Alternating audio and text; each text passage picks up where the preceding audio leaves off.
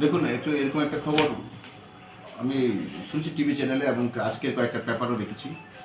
আসলে বিষয়টা অপহরণ না, ঘটনাটা ঘটাচ্ছে আমাদের গণারচুমিতে এখানে স্মার্ট সিটির কাজ চলছে।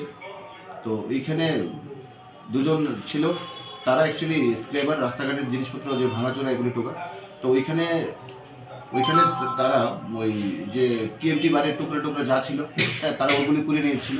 তো বিভিন্ন জায়গা থেকে এরকম একটা এলিগেশন আসছে যে টিএমটি বার যা যা থাকে, কিছু কিছু লোক যে রাস্তায় জিনিসপত্র টোকায় এগুলি উঠিয়ে নিয়ে যায় রক্ষণ। তো এইরকম ইয়েতে যে স্মার্ট সিটির লোকরা তাদেরকে তাদেরকে তারা উঠিয়ে নিয়েছে। হ্যাঁ, পরে আমাদেরকে যে খবর খবর এসছে, তো আমরা তাদেরকে নিয়ে এসেছি। বেসিক্যালি এটা একটা চুরির এলিগেশন এবং তাদেরকে সাথে সাথে আমরা গ্রেপ্তার করে নিয়ে এসেছি।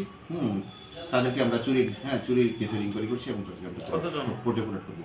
দুজন ছিল, তার একজন ছিল নয়ন রায়, আরেকজন ছিল শাকিল মিয়া। তাদের বাড়ি আর আগে। তারা চুর মানে না না, কোনো এই বিষয়টা কোনো অপহরণের বিষয় ছিল না। তারা থেকে ধরা পড়েছে। হ্যাঁ, তারা ওই রাস্তাঘাট থেকে জিনিস টোকায়, টিএমটি বার রড গেছে, স্মার্ট সিটি রড, হ্যাঁ, তারা করেছিল। তো সেই হিসেবে স্মার্ট সিটি তারা একটা এলিগেশন। তারা তাহলে একজন চোরকে নিয়ে যাচ্ছিল। তারা অ্যাকচুয়ালি চোরকে উঠিয়েছিল। তারা কি স্মার্ট সিটির লোক ছিল? তারা স্মার্ট সিটি, তো তারা স্মার্ট সিটির পরে আমাদের কাছে খবর দিয়েছে যে এরকম, তবে আমরা ওদেরকে গ্রেপ্তার করে নিয়ে এসেছি। বিষয়টা অপহরণের বিষয়।